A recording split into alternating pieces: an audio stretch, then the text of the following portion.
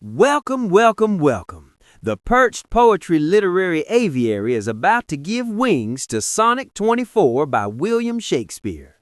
Let's get a bird's-eye view of this classic.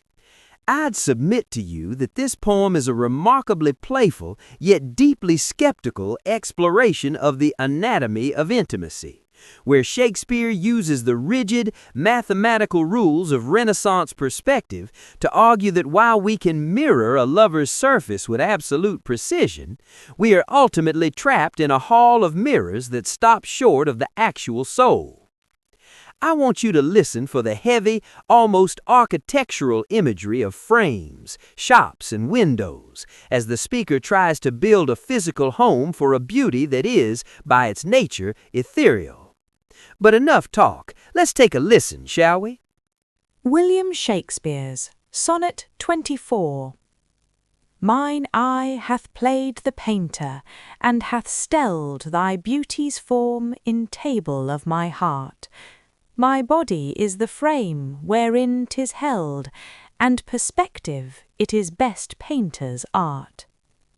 For through the painter must you see his skill, to find where your true image pictured lies, which in my bosom's shop is hanging still, that hath his windows glazed with thine eyes.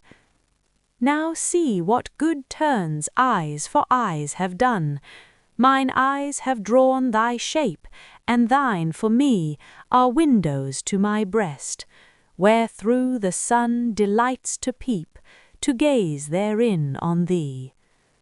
Yet eyes this cunning want to grace their art, they draw but what they see, know not the heart. That was beautiful, wasn't it?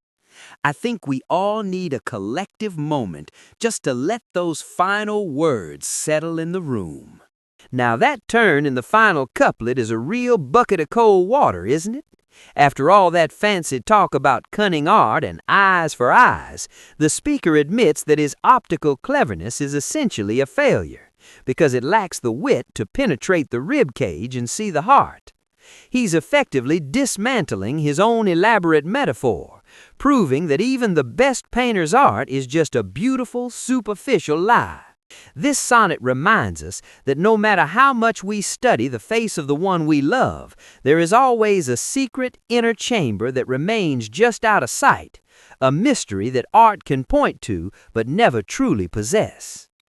You really should go back and take at least one more listen to fully appreciate this classic. But either way, it's been a real delight wandering through these galleries with you. Thank y'all very much for joining us, and always remember, These words took wing because of an educator's little friends. Join the flock by helping us feed the birds, finding our books on Amazon, or using one of our classroom apps. All the links are in the description. Happy reading and keep soaring.